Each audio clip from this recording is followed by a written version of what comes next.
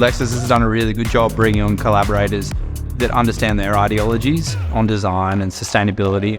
We work in an industry that sustainability is at the forefront of. That goes from using the suppliers that we use to the mediums that we use to design with, and making sure that it's on the forefront of our mind. This is definitely something that Lexus focus on as well, and it's something that I really admire about the Lexus brand.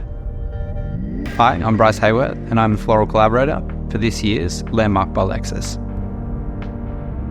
Backstory behind September Studio: we opened it up initially as a floristry during the day, and then teaching ceramic classes in the evenings here. And slowly morphed, and now we operate as a florist 7 days a week.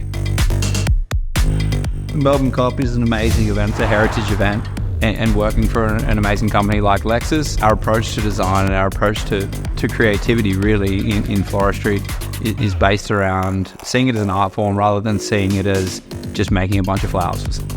We definitely don't do things like I guess other florists do them, so giving everyone the creative freedom to kind of do what you want, explore shape, explore colour, explore texture, and letting our design evolve from there.